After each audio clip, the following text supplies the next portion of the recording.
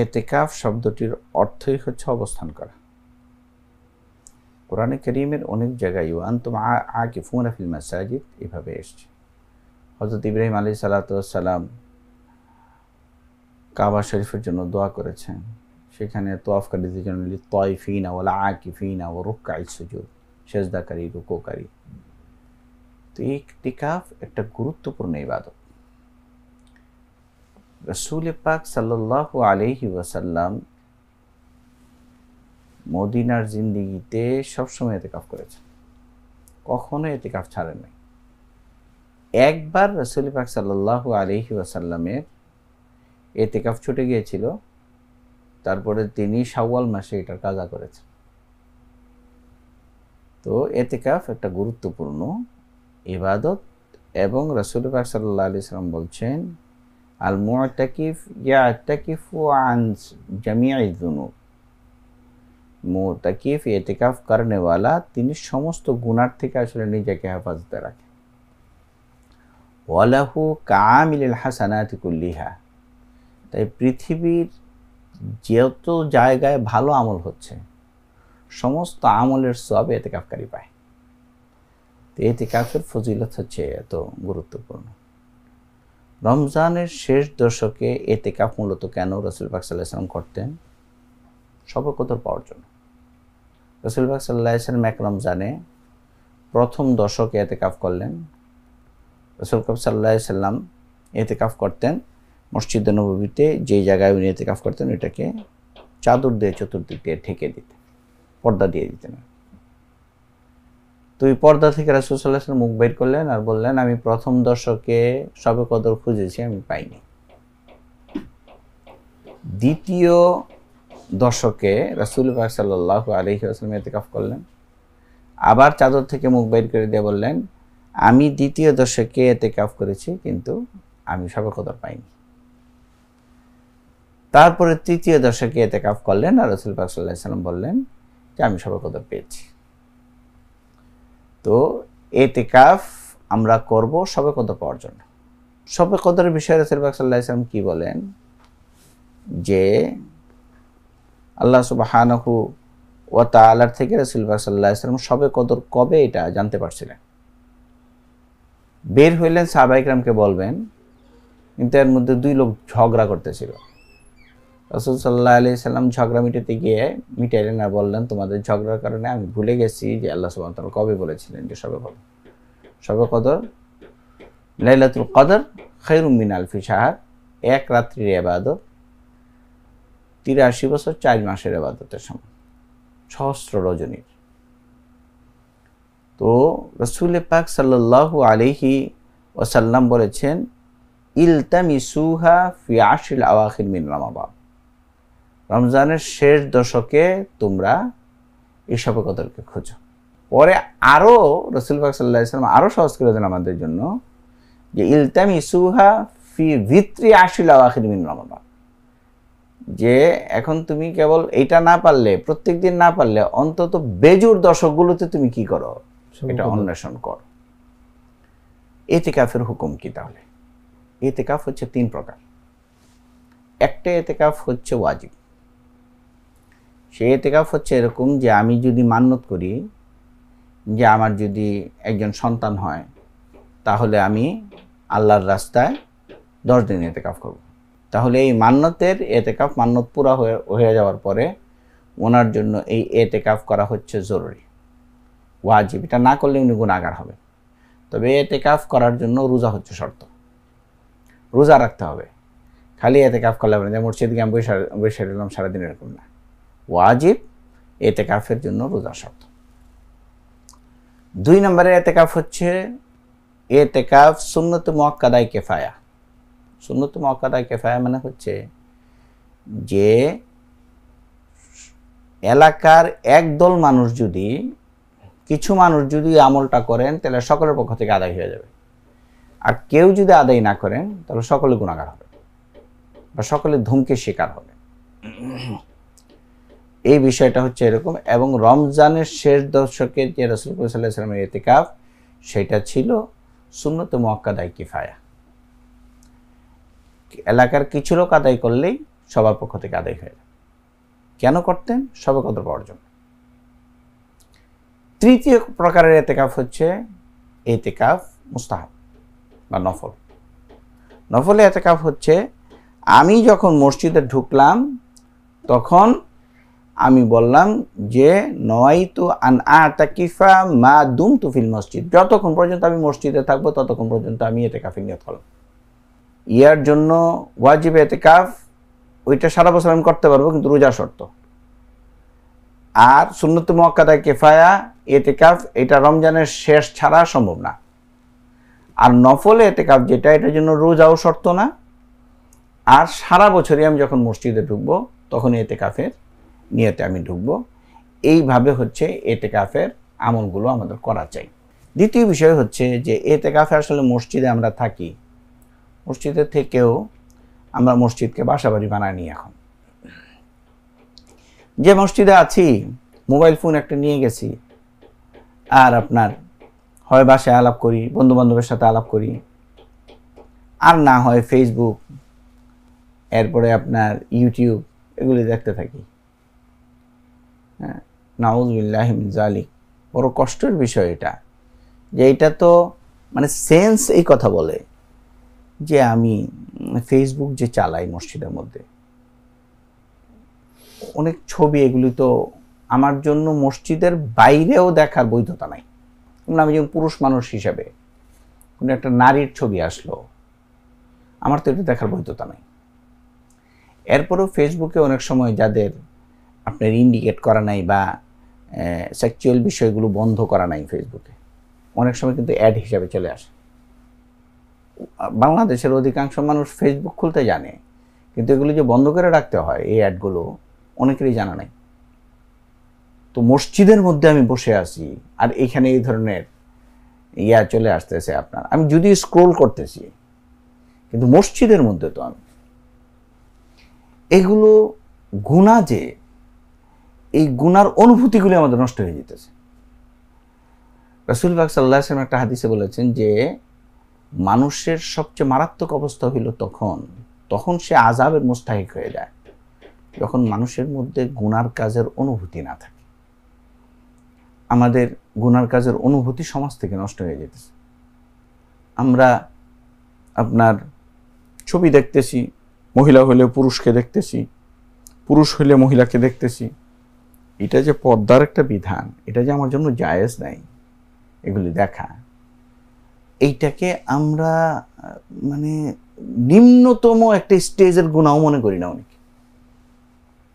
তো এই মানসিকতা থেকে আমার বাইর হয়ে আসতে হবে, এবং মসজিদের মধ্যে যদি আমি থাকি তাহলে আমার এতেকাফ যেরকমভাবে সব বিষয় থেকে হবে, গুনার থেকে হবে, মোবাইলের থেকেও এতেকাফ হওয়ার দরকার, যে আমি মোবাইল ব্যবহার করবো না 10 দিন। অনেক সময় আছে আমরা করি মসজিদের মধ্যে, ওনাদের তো আসলে এতেকাফের মধ্যে কী করবেন, দেখা যায় যে ওরকম কোনো বড় আলেমের আন্ডারে যদি করেন তাহলে কিছু আমলের মধ্যে থাকতে পারেন, নাইলে তো সারাদিন মসজিদের মধ্যে খুশ গল্প, কাজ নাই তো ওনার। তো ওনারা অনেকে ইউটিউব দেখেন, শুরু করেন ভালো নিয়তে যে মক্কা মদিনার ইমাম সাহেবের কোরআন শুনবেন, কিন্তু পরে এটা অন্যদিকে ডাইভার্ট হয়ে যায়। তো রাসূল পাক সাল্লাল্লাহু আলাইহি ওয়াসাল্লাম ইতিকাফ অবস্থায় কি করতেন? রাসূল পাক সাল্লাল্লাহু আলাইহি ওয়াসাল্লাম 21 তারিখ রাত্র আসার আগে, অর্থাৎ 20 তারিখ আসরের পরেই মসজিদে ঢুকে যেতেন সুন্নতে মুআক্কাদা কিফায়া ইতিকাফের জন্য। আমাদের এটি করতে হবে। ইফতার মসজিদে যায় করতে হবে আমাদের। আচ্ছা, 2 নম্বরের বিষয় হচ্ছে, এরপরে আমার খাওয়া দাওয়ার যদি ইন্তেজাম না থাকে তাহলে আমি বাসায় এসে খাওয়া দাওয়া করে যেতে পারবো, কিন্তু কারোর সাথে কথা বলতে পারবো না। আর এই মসজিদ থেকে আমার হাজত ছাড়া, অর্থাৎ মানে বাথরুমের প্রয়োজন ছাড়া আমার মসজিদ থেকে বেরোনো যায় না।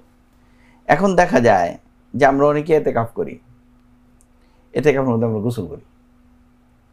গোসল করার মাসলাটা আসলে কি? গোসল করার মাসলা হচ্ছে যে আমার বাথরুমের হাজত হইতে হবে, তখন আমি বের হয়ে যাব, যা বাথরুম করে আসার পথে আমি গোসল করে আসতে পারবো, এটা জায়েজ আছে। কিন্তু আমরা বাসা বাড়ির মতো কি করি, যে গোসলের জন্য আমি কি করি, মসজিদ থেকে বের হই যে আজকে তো গোসল করা হয়নি, কারণ বাঙালিরা আমরা প্রত্যেকদিন গোসল করি। এতেকাফ কিন্তু নষ্ট। আমার এটার অনুভূতিই নেই যে এতেকাফ নষ্ট হয়ে গেছে। রাসূল পাক সাল্লাল্লাহু আলাইহি ওয়াসাল্লাম ইফতার করতেন।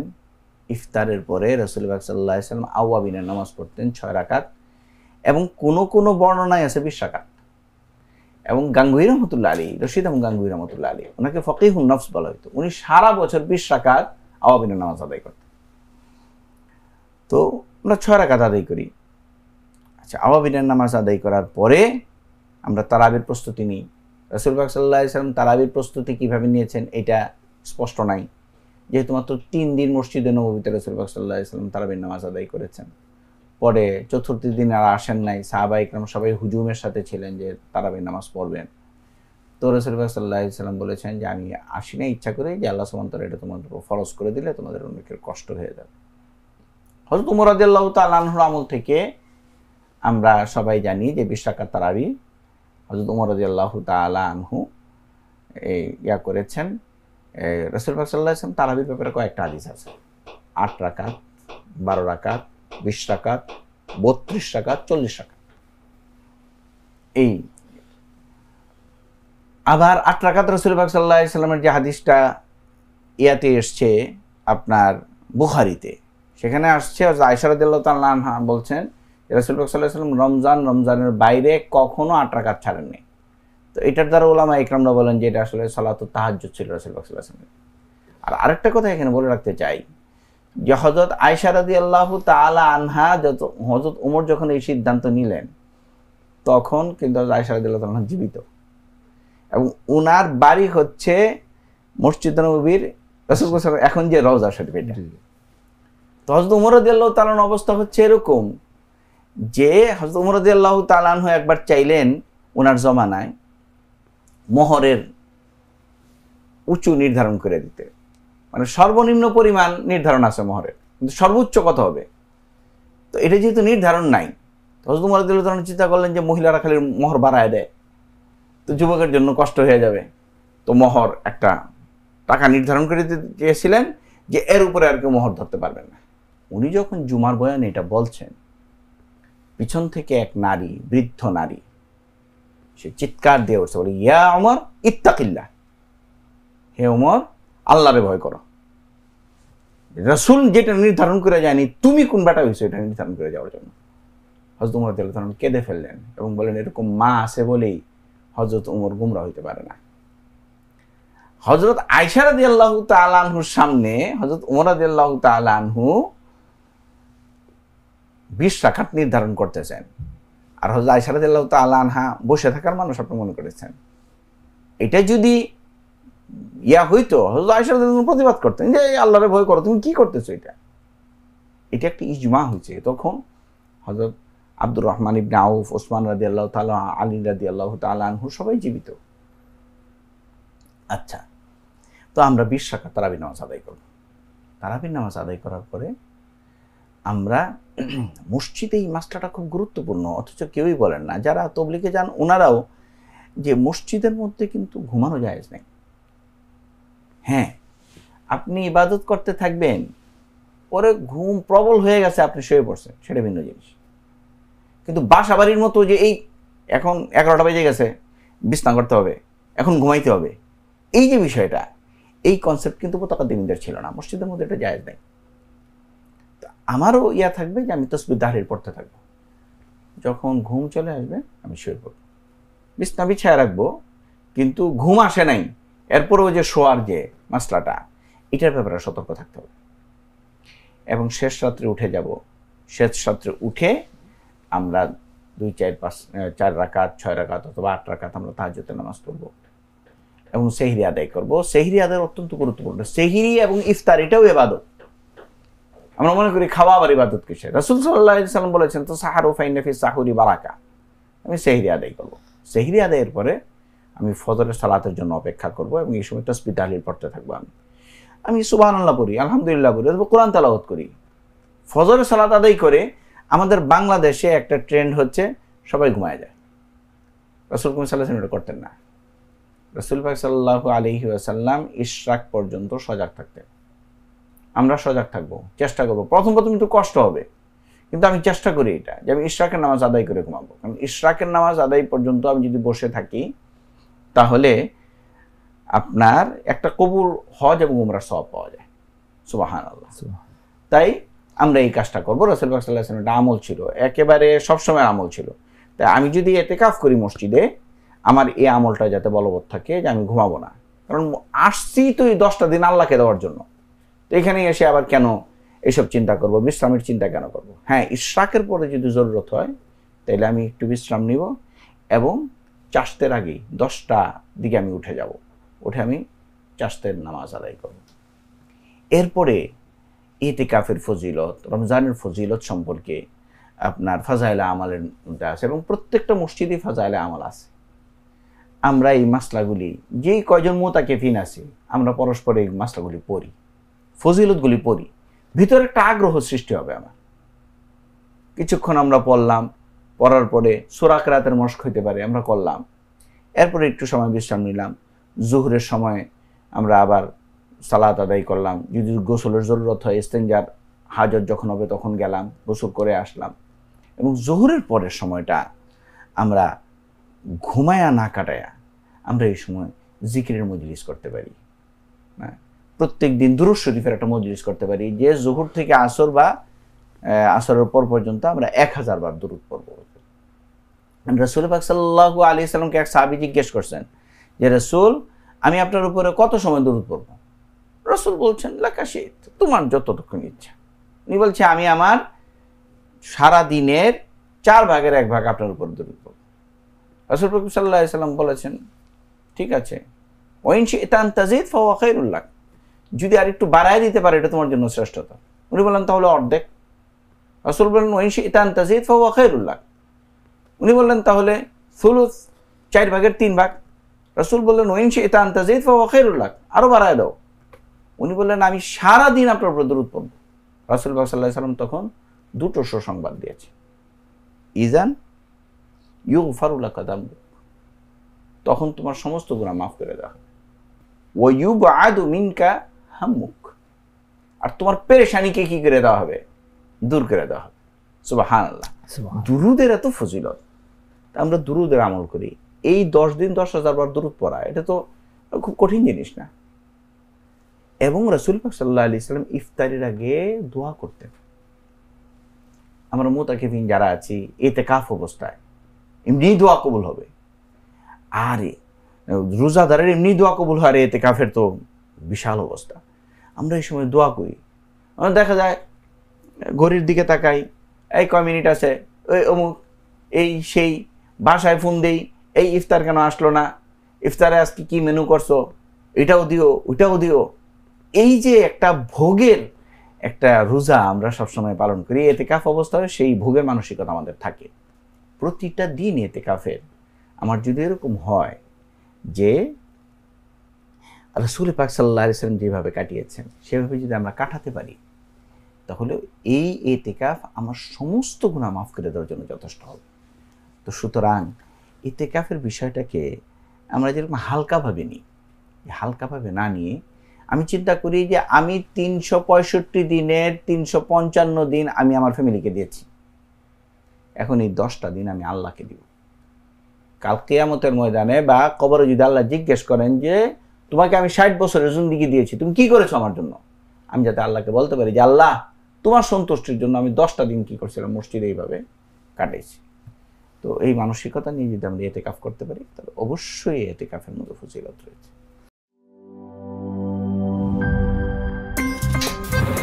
আমার একটা স্মার্ট সিদ্ধান্তে 25% গ্যাসের খরচ কমেছে। ভাবছেন কিভাবে? সাধারণ গ্যাস স্টোভ বদলে আমি এনেছি আরএফএল গ্যাস স্টোভ। এর সাইন্টিফিক নজল ও ব্রাস বার্নার ক্যাপ সমানভাবে তাপ ছড়িয়ে রান্না করে দ্রুত, তাই গ্যাসও বাঁচায় 25%, টাকাও বাঁচে 25%। আরএফএল গ্যাস স্টোভ, নিরাপদ ও গ্যাস সাশ্রয়ী।